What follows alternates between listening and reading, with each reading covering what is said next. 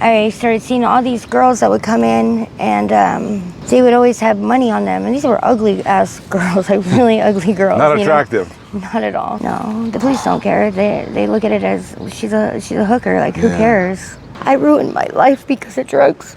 I made $7,000 off of one guy. 7,000? Yeah. Was it We've got Britney here. Thank you for joining us today. Do we have permission to record you and post this interview on our YouTube channel? Yes. All right. How old are you, Britney? 34. Where were you originally from? I was born and raised here in Las Vegas. I've never lived anywhere else. You've stayed here your whole life? Mm-hmm. I mean, I've been on vacation, but I've never lived anywhere else but here. Where did you go to high school? Which high school? Around here? I went to Cimarron Memorial, and then I went to Durango High School, and then I dropped out and I ended up going to the adult education and getting my diploma from there. So you got your diploma? Mm-hmm. Awesome. Did you go to college? I started going for about a semester, but I don't know, I started drinking really heavily at that time, and so I kind of stopped going to school. Oh, so you started drinking? Yeah. Oh, and then how was your home life? Did you, was it a stable home life, both parents in the home? Well, I had my mom and my stepdad, but mainly I lived with my grandma when I was growing up. Oh, I okay. chose to be there. And was there any kind of abuse in the home growing up? Or any adults abuse you? No. No physical or sexual abuse? I didn't have good grades. No, you didn't have good grades? No, when I started using drugs at a really, really young age, hard drugs. What age? I was 14 when I first started trying meth. Oh. And once I started trying meth, it was a wrap after that. I just... You started experimenting at 14. Who got you into it? Do you remember?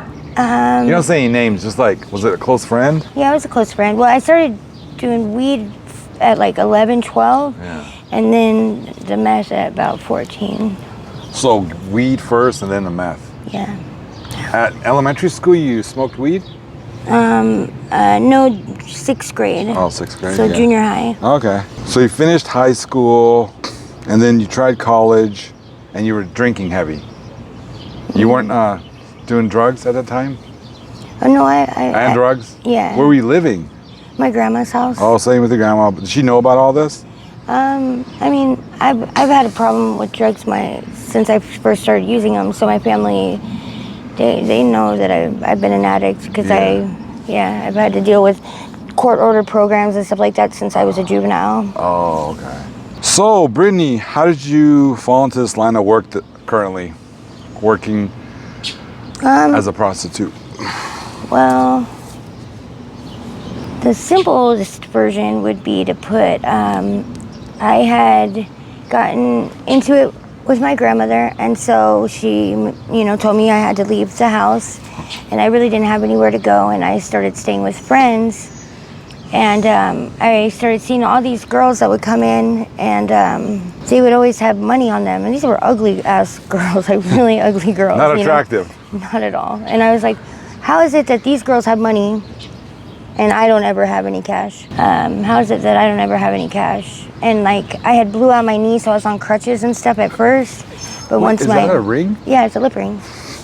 Keep going. As soon as my leg had healed and I got off the crutches, I decided that I needed to do something because I didn't want to sleep outside or live behind a dumpster or be hungry. And so I just knew that nobody was going to take care of me but myself. And I know that with my drug problem, I'm not a functioning addict. I'm not somebody who can do drugs and work and hide it from everybody. When I use, it's balls to the wall, Yeah. What are you using right now? Well, I would say my drug of choice is heroin. I do use meth as well, and very occasionally I'll do drinking, but not very much anymore, not like I used to. What's your go-to drug? Like, Heroin. Is it? Yeah. On a bad day, you're not making a lot of money and you're going through severe withdrawals, there's no help around, what are you feeling? What tells us the intense withdrawals of heroin? Well, your question wouldn't really, I don't know. I get what you're asking, but my thing is I don't have days where I'm not making a lot of money and I'm going through withdrawals.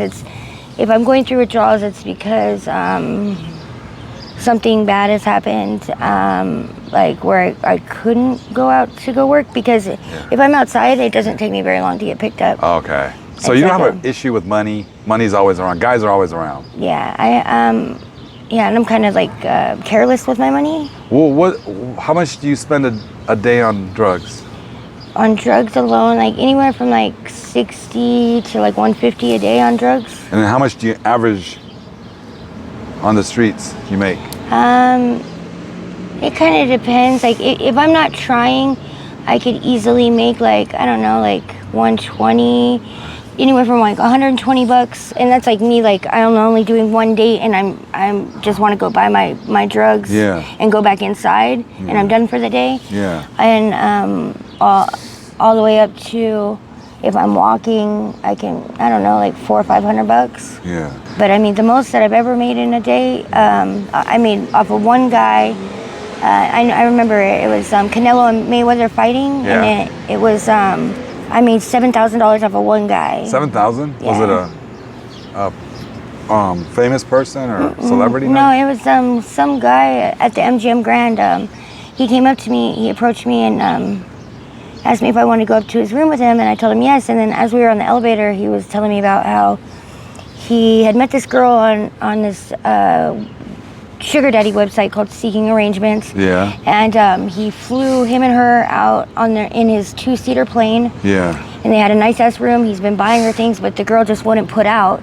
He said, well, she's not my girlfriend. She's not my wife. I don't want you to think anything like that. He's like, but she's in the room, so she's in the room. I just want you to ignore her, and I'll give you this much money. And he gave me $7,000 before we even got off the elevator. You went in the room and there was a girl there. Yeah.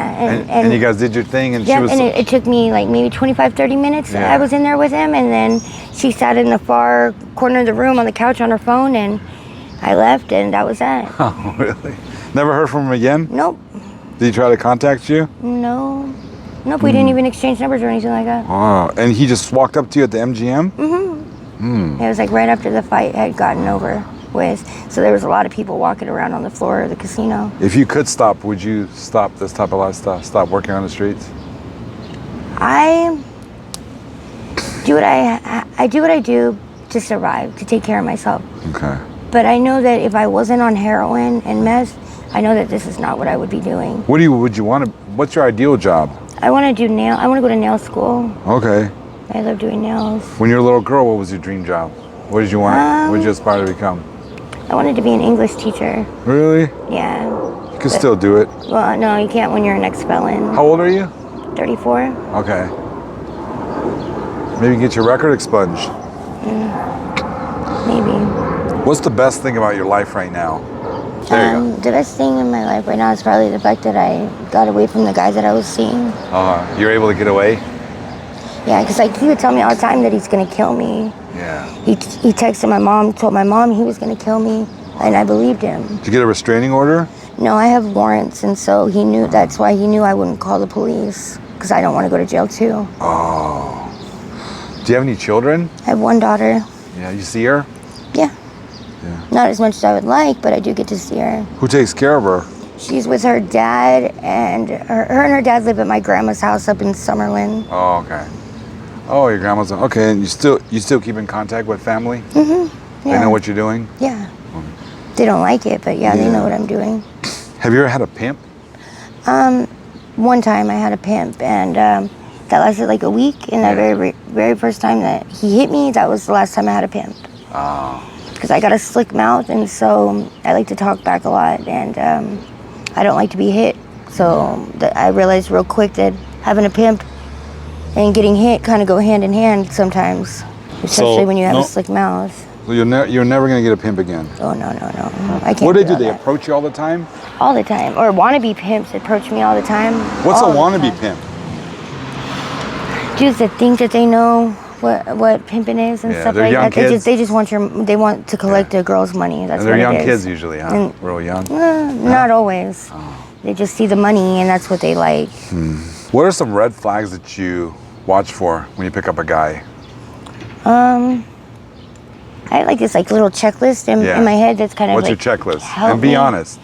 Like I won't get into a car with black guys. You won't get into a car with black guys? No. Okay, what happens? Either they're trying to pimp me, or they want me to do stuff for free, or they're going to try to force me to do stuff for free. I won't get into a car that's like, if they're bumping music really loud, I don't do that. I prefer not to go with guys that are really young, because it's usually problems. I don't know, and it just kind of depends on how they look, you know. I don't know. Can you spot a cop? Yes and no, because like the times that I have been got in trouble, I would have bet my life that they weren't the police, and they were, you know. What's the worst thing that's happened to you on these streets in Vegas? Well, I'd say the worst was when I was working on Tropicana, right by the Orleans, and I know my rent was due. I was staying at a weekly, like I am now, and I knew the rent was due at 11. It was like maybe like 9 o'clock in the morning. I had worked all night to get my rent money. I had my rent money plus some, and half of the money was in my bra and half was in my purse. And I knew I was done. I went to the gas station to get something to drink because it was hot. And I was waiting for the bus to come because there was no shade by the bus. So I was like, okay, I'll stand by the gas station. I knew I was done and I needed to get on the bus, but yet some young kid pulled up to me, and I speak Spanish fluently.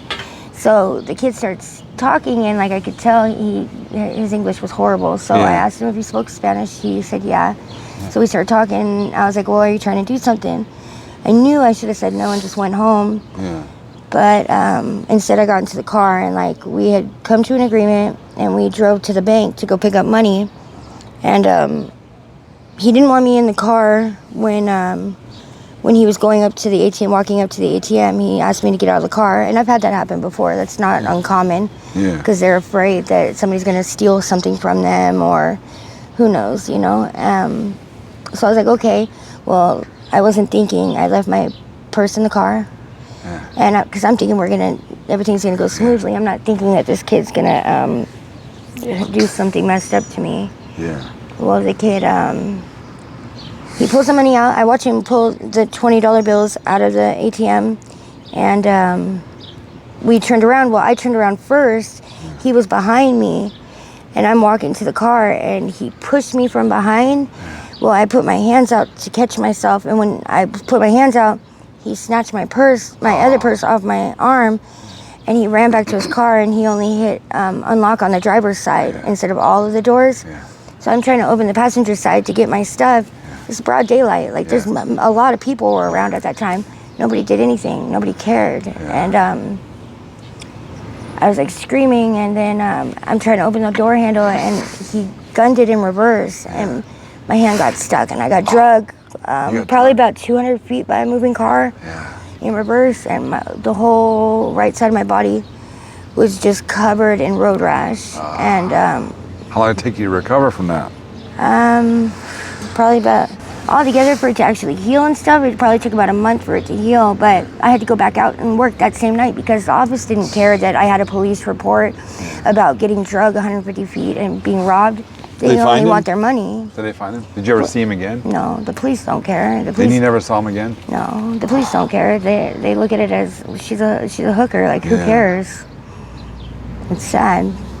I'm sorry about that. Hope you get off these streets soon.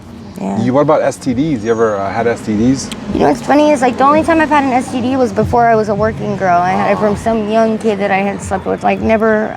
When I'm out working, I don't do anything without a condom. I won't even look at a penis without a condom on. And then do you get tested frequently? Yeah, I go about once every month, every other month. What percentage of guys do you think are married that pick you up? Married and girlfriends, I would probably say like a good, maybe like 75, 80%. Yeah, I've heard 80 to 90% are married. It's a high percentage. So you don't really experience the withdrawals, you said, because you always have money. Well, yeah, I try to make sure I go out and you never experienced severe withdrawals? Well, no, I have. Like when I got arrested and I go to jail, like I can't have drugs there. You know? Well, tell me how that feels. Oh, it's horrible. It's like the worst. Like the flu? Yeah, it's like worse than the flu though. Like One time I had the flu and pneumonia at the same exact time, and that was unbearable, and that was, I could compare that to going through full-blown withdrawals from heroin. So why would someone want to get into this life? Why it's important never to even experiment with drugs? I want to cry. That's all right. No, go ahead.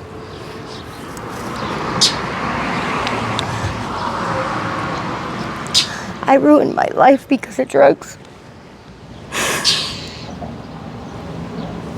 Like, I just wanted to kick it and have fun and party, and now I'm 34, I'm an ex-felon.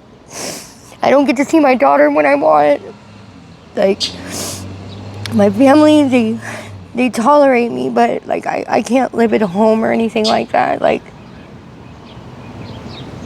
I wish I could go back so badly and change things, because like I would never even wish heroin addiction on my worst enemy. Because I just hate it. Like, it's like you love it so much, but you hate it because you can't just, I have to wake up every day and I have to have something. I can't go to sleep unless I have something. It's like, it's hard. It's tiring. It's like my options are like, if I don't change something soon, this is how, like, I'm gonna pretty much die in these streets eventually. And that's like the reality of the situation, you know? And I have nobody but myself out here. And I've only done it to myself. So I have no one to blame but me. But it just sucks. You can't trust anybody out here. It's just a fucked up situation. Well, if you need anything, you have my number, okay? I'm so sorry you're going through all this. You're so young. So much more time. Have you been to rehab? Yeah, I haven't been in a long time, but... Have you tried NA? I've done it all. I've done NA, I've done AA, I've done detoxes. I've just always had a problem with authority, like my whole... since I was young, and I feel like when you go into a detox or something like that, I feel like it's like jail. Like, you can't do anything. Like, it sucks, and it's like, I don't know, like, what I've been really thinking about lately is like the methadone clinic, but then it's like, I don't want to quit heroin just to get hooked on something else. And like, I've been using heroin since I was 18 years old. I'm 34 now, you know? Yeah. It's like, you're gonna need some professional help when you're ready. Yeah, it's not, I can't just go cold turkey and just be okay. Like, I know it's gonna be so hard. It is. Do you have an exit plan? Plan of action? Yeah. To get off drugs? I do, but I don't. You know what I'm saying? Like, I've sat down and I had an action, like an exit plan, but it's like, I don't know. I should have done a whole bunch of things that I didn't take advantage of, you know? And so it's like, the longer I'm out here, it's I feel like the less likely I'm gonna get clean, you know? It just sucks. Do you suffer from depression? Yes and no. Like, I don't know, I feel like I'm just depressed though because I'm doing drugs, you know? Like, and I know once I get off of heroin, like, I'm gonna go into a deep clinical depression. I already know that. Like, it's a proven fact, you know? Is this what withdrawals? Yeah, after you go through withdrawals, you know, somebody who's been on heroin for as long as I have, I'm gonna be depressed because I'm not gonna be able to feel pleasure or enjoy anything that I do, you know, like a normal person does off of anything. I could be doing my favorite thing in the world, and it's still not gonna. I'm not because I messed up all the dopamine and all the chemicals in my brain. Like, I feel you. I went through the same thing. It sucks. I was an alcoholic. It's bad. So where could someone go for help in this area? You want to say you wanted to get clean tomorrow. Where can you go to get the methadone, to go to a rehab or something? I know that, like, the West Care, they help a lot of people down, but that's kind of far. That's on like a main street, and like Washington kind of. But around here, I know the methadone clinic is on, like, it's on Desert Inn, which is the same street, like right in front of Boulder Station. Yeah. And I know it's not that far. But I don't know.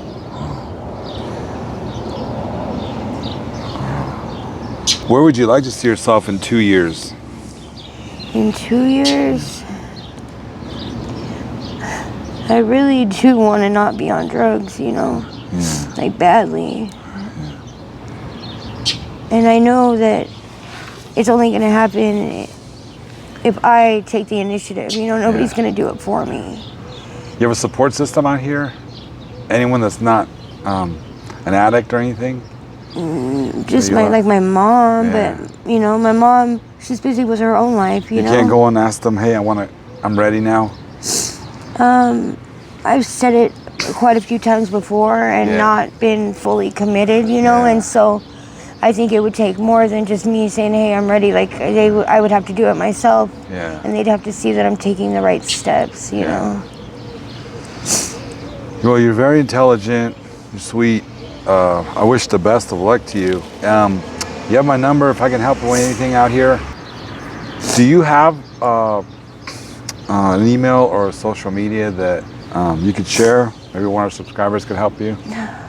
I had an email address, but the crazy guy that I was dating, he hijacked my profile, so I can't get into any of my stuff. Just give it to us later. Okay.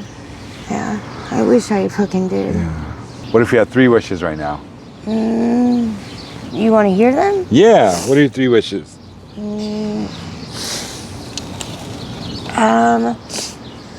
One wish would be like my living situation to be changed, you know, so I wouldn't have to worry about it.